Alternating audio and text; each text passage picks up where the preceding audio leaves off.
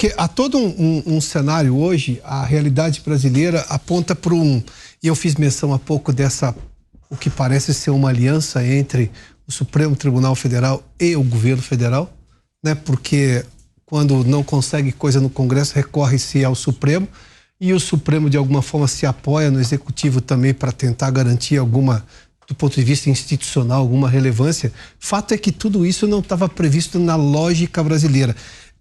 Eu estou falando desde a redemocratização, em que pese o fato de partidos que perdiam na democracia, no voto, recorrerem ao Supremo e o Supremo começar a dar guarida a esses partidos, subvertendo a lógica da maioria, né? Mas a gente já viu Supremos que tinham posicionamentos completamente diferentes, dizendo: esse é um assunto interno à Corporis, não vou me manifestar.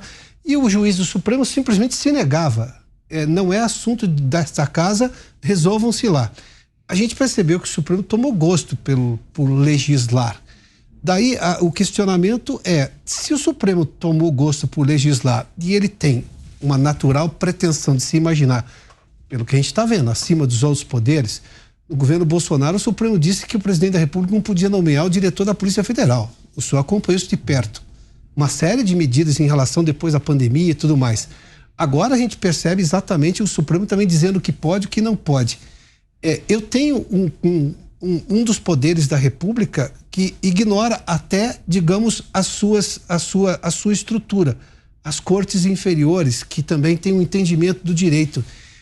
Não é aí que está o problema, que eu tenho um poder que se sobrepôs aos outros de maneira absolutamente excessiva, e aí não tem mais freios e contrapesos nessa questão?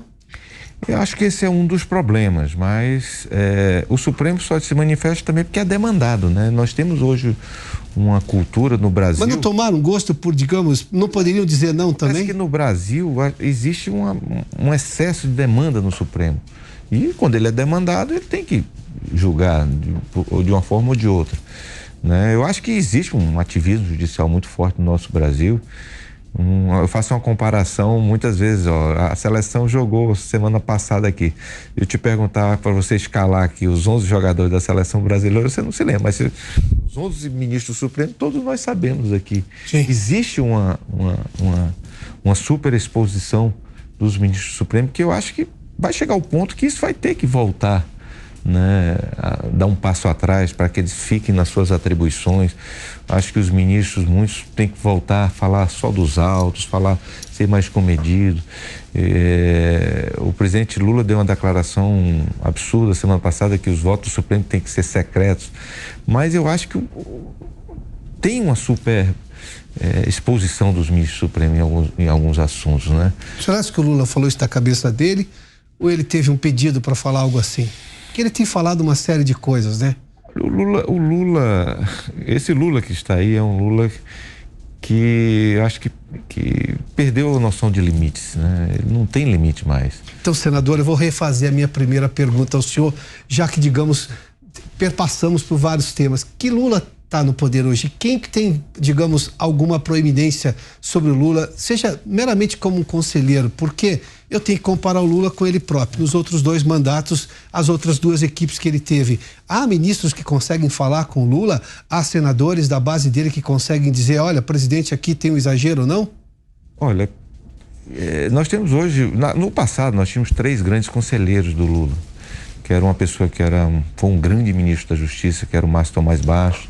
Nós tínhamos o Palocci e o Zé Disseu no seu auge, não com os problemas que tiveram ao longo do tempo, mas naquele eles estavam no auge.